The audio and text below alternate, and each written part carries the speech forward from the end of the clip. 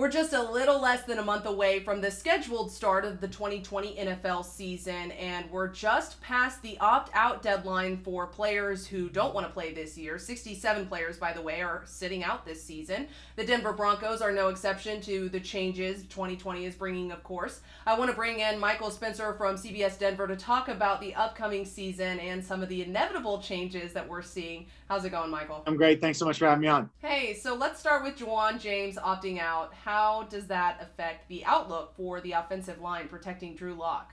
It's going to have a big impact on this team. I don't think there's any doubt about that. I mean, he's a guy who they thought was going to be their starting right tackle. Now, they thought he was going to be the starting right tackle all of last year too, and he was limited to less than 70 snaps, I think it was, because of injuries. So they've been able to play without Juwan James before, but they went into the season and went into the draft and all offseason thinking that they had solidified their offensive line with the selections of Lloyd Cushenberry at center and Graham Glasgow. And now to lose a guy in Juwan James who you thought was going to be a starter on that offensive line, that's going to be detrimental. I don't think there's any doubt about that, especially when you consider that they're trying to protect a young quarterback in Drew Lock, trying to build these offensive weapons that Lock has around him. So it's going to be a big loss for this Broncos offensive line moving forward, because the offensive line has been the bugaboo for this team for the last several years, and you feel like they were on the verge of getting it solidified, and now they lose the guy who they thought was going to be their starting right tackle. Well, not to mention other changes they're experiencing this year, because teams won't get any preseason scrimmages this season. And how is that going to affect the Broncos?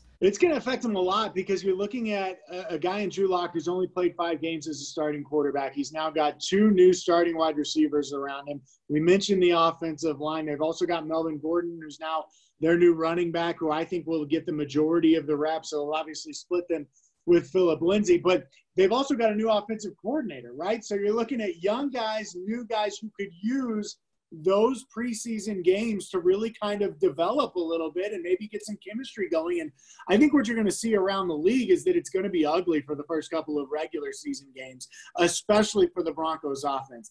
I look at this Broncos offense and I think that 2021 is going to be the year when they take the big leap, right? Because they've missed out on OTAs. They've missed out on a good bulk of training camp. They're going to miss out on all of the preseason. So it's going to be difficult for this team to come in and click right away. And you guys haven't even had a chance to see the team in person yet, right? Yeah, they won't have their first official training camp practice until later this week. Gotcha. So, Michael, what can you tell us about the key storylines for the Broncos training camp? Well, I think everybody's going to be watching the running backs, because they're going to want to see how things develop with Melvin Gordon and Philip Lindsay. And, of course, for those of us here in Denver, Philip Lindsay's the hometown kid, and so he's become a huge fan favorite. And so people are going to be interested to see how they make that dynamic work. I think they're going to be interested to see what they do along that offensive line.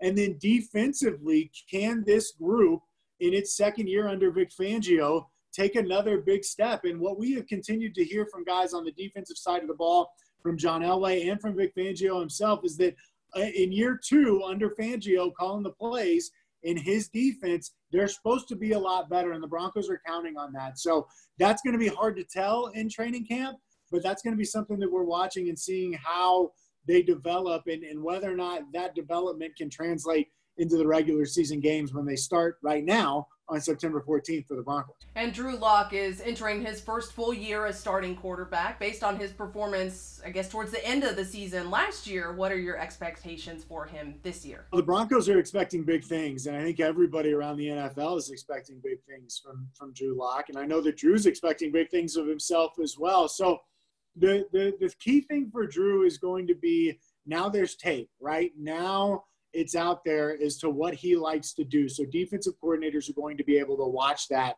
and have film of him in an NFL game. You also wonder how he can connect with this offense and how quickly he can really pick that up. It's one thing to have Zoom meetings. It's one thing to draw it up on the board. It's another to put it into play against a defense, you know? And so I think that's going to be really interesting. But the Broncos have made no bones about it. They're all in on Drew Lock. They made that obvious with their moves in the draft. They made that obvious with their moves in free agency. So they feel like he can be the future. And now it's really up to Drew to be able to take the reins and prove them right. Finally, do you expect the Broncos this year to improve on last year's 7-9 record? I do. I think given everything that we've talked about, it feels like they are going to be better. And now that there's an opportunity for them to sneak into the playoffs, I really think that if they don't make the playoffs, it's going to be a disappointment.